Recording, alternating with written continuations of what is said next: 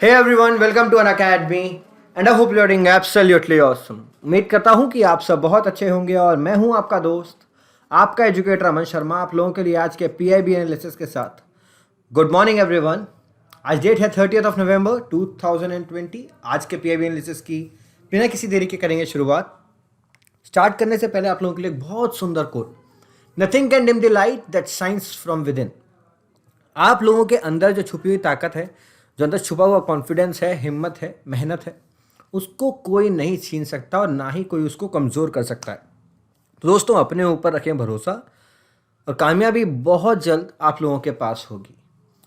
अन academy की learning app अगर आप लोगों ने अभी तक डाउनलोड नहीं करी हो तो please do download it and do not forget to use the discount code that is AMANSYT10 when you are going for an Academy's Plus subscription. इसके साथ साथ ये कोड हर जगह एप्लीकेबल है। जब आप लोग फ्री क्लास देख रहे हो उस समय पर भी आप लोग इस कोड का इस्तेमाल करके अपनी फ्री क्लासेस को ओपन कर सकते हो। You can also join me on my academies plus special show that is my daily current affairs show. शुरू करते हैं गाइस। आज की पहली ब्रेकिंग न्यूज़ है मिशन कोविड सुरक्षा। गवर्नमेंट ऑफ इंडिया ने third stimulus package that is 900 crore rupees का अनाउंस किया है फॉर मिशन कोविड सुरक्षा। क्या है मिशन कोविड सुरक्षा? इंडियन कोविड-19 वैक्सीन डेवलपमेंट मिशन है। इस मिशन के अंदर हम लोग हमारे देश के अंदर इंडिजीनियस वैक्सीन प्रोड्यूस करने की कोशिश कर रहे हैं। ये जो ग्रांट जो 900 करोड़ रुपए की दी गई है वो प्रोवाइड की गई है to department of biotechnology specifically for research as well as development. कोविड-19 की जो वैक्सीन डेवलपमेंट मिशन है ये एंड टू एंड फोकस करता है प्री क्लिनिकल डेवलपमेंट से लेकर मैन्युफैक्चरिंग एज वेल एज जो रेगुलेटरी फंक्शंस हैं कि जो वैक्सीन है उनको कैसे डिप्लॉय किया जाएगा, कैसे डिस्ट्रीब्यूट किया जाएगा, इन सब चीज़ों को देखा जाता है। इसकी मदद से जो 5 से 6 वैक्सीन कैंडिडेट्स हैं उनको और भी ज़्यादा बूस्टअप मिलेगा और उनको और भी ज़्यादा पैसे मिलेंगे तो वो भी और भी ज़्यादा बेटर रिसर्च कर पाएंगे और जल्द से जल्द वैक्सीन हमारे पब्लिक हेल्थ सिस्टम के अंदर आ जाएगी। जो इम्पोर्टेंट ऑब्जेक्टिव है इस फंड का वो है प्री क्लिनिकल और क्लिनिकल डेवलपमेंट करना। कोविड-19 के जो वैक्सीन कैंडिडेट हैं उनको और भी ज़्यादा सपोर्ट प्रोवाइड करना, इसके साथ साथ लेबोरेटरीज़ को सपोर्ट देना, सुटेबल फैसिलिटीज़ जो एनिमल स्टडीज़ के लिए या प्रोडक्शन फैसिलिटीज़ या बाकी जो टेस्टिंग फैसिलिटीज़ है कोविड-19 वैक्सीन डेवलपमेंट की, उनको और भी ज़्यादा बढ़ावा देना। और जो इम्पोर्टेंट ऑब्जेक्टिव है वो है कि हम लोग कॉमन हार्मोनाइज्ड प्रोटोकॉल्स को फॉलो करें, हम लोग ट्रेनिंग, डेटा मैनेजमेंट सिस्टम, इन सब चीज़ों को प्रोवाइड करें और सुटेबल टारगेट प्रोडक्ट प्रोफाइल हम लोग जनरेट कर सकें वैक्सीन से related. Moving on to next topic. अगला टॉपिक है हमारा प्रोडक्शन लिंक्ड इंसेंटिव स्कीम को लेकर। Guys, as per the government तो प्रोडक्शन लिंक इंसेंटिव स्कीम हम लोग बल्क ड्रग और मेडिकल डिवाइसेस के लिए introduce. Moving on to the next article, production linked incentive scheme. Bharat सरकार ने production linked incentive scheme bulk drugs और मेडिकल डिवाइसेस के लिए भी इंट्रोड्यूस करी थी, जहां पर हमें रिस्पॉन्स फार्मास्यूटिकल और मेडिकल डिवाइस इंडस्ट्रीज की तरफ से बहुत बढ़िया देखने को मिला। गाइस, प्रोडक्शन लिंक्ड इंसेंटिव्स में क्या होता है, हम लोग हमारे देश में डोमेस्टिक मैन्युफैक्चरिंग बढ़ाने के लिए हम लोग प्रोडक्शन के हिसाब से इंसेंटिव्स दे रहे हैं। मतलब हम लोग कुछ एक्स्ट्रा सब्सिडी या कुछ एक्स्ट्रा अमाउंट सम प्रोवाइड कर रहे हैं। तो हम लोग इसको काफ़ी सारे सेक्टर्स में आज की डेट में इंट्रोड्यूस कर रहे हैं जिससे आत्मनिर्भर भारत का जो हमारा सपना है वो पूरा हो सके। जो स्कीम है it offers a production link incentives to boost domestic manufacturing और इसके अंदर हम लोग काफ़ी ज़्यादा इन्वेस्टमेंट को भी अट्रैक्ट कर रहे हैं। खासकर अभी काफ़ी सारे इंपॉर्टेंट सेक्टर्स के अंदर हम लोगों ने PLI स्कीम को इंट्रोड्यूस किया, चाहे वो मोबाइल फ़ोन मैन्युफैक्चरिंग हो, इलेक्ट्रॉनिक कंपोनेंट्स हो, चाहे उनकी असेंबलिंग हो, टेस्टिंग हो, मार्किंग हो, पैकेजिंग हो, सब में हम लोगों ने प्रोडक्शन लिंक्ड इंसेंटिव्स को इंट्रोड्यूस किया। जिस स्कीम के अंदर जो इंसेंटिव्स है वो 4 to 6% का दिया जा रहा है on incremental sale of goods manufactured in India and covered under the target segment.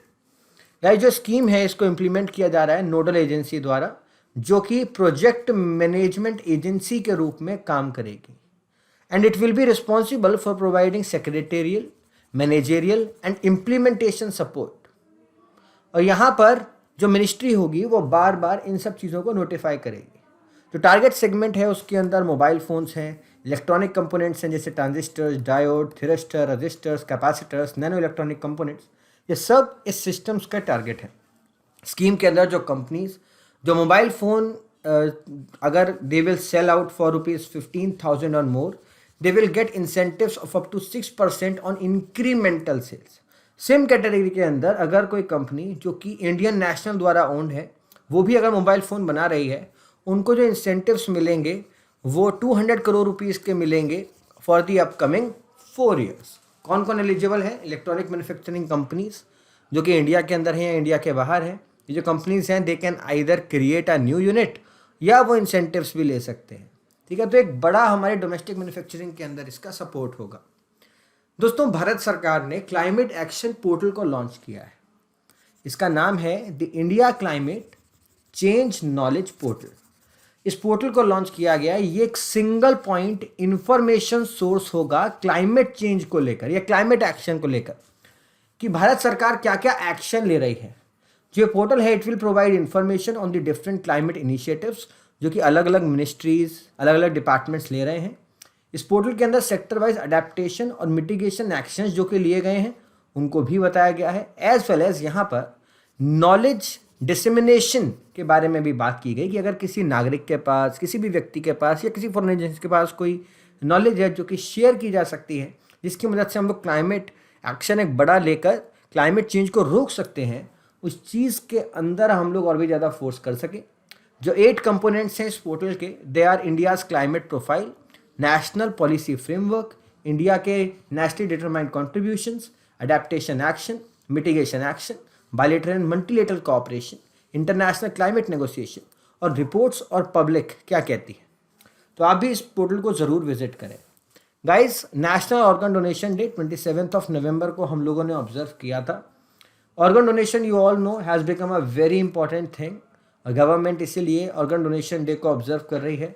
Organ donation आज भी हमारे देश के अंदर बहुत ज़्यादा लो है। एस्टिमेट्स के हिसाब से ओनली 0.65 डोनेशंस पर मिलियन पॉपुलेशन होते हैं हमारी देश में।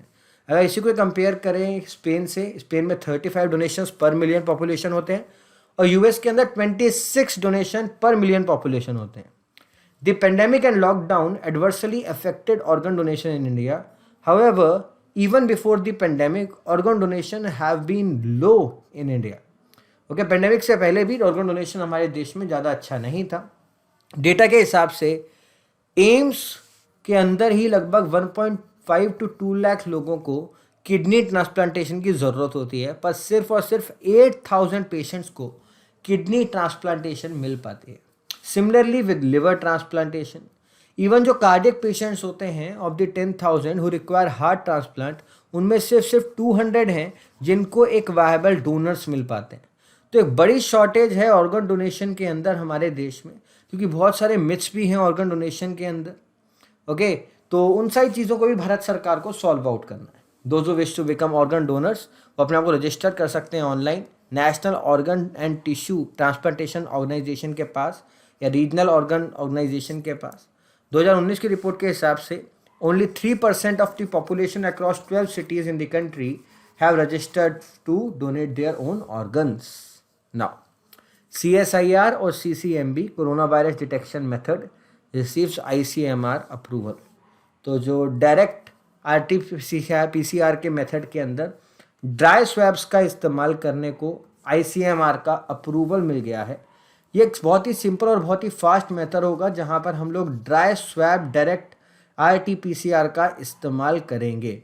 इस मेथड के अंदर डायरेक्टली टेस्टिंग को 2 से 3 फोल्ड बढ़ाया जा सकता है बिना कोई नए इंस्ट्रूमेंट या रिसोर्सेज का इस्तेमाल करते हुए, और रिजल्ट भी हमें बहुत जल्दी नज़र आएगा और एफिकेसी भी यहाँ पर बेहतर बताई जा रही है।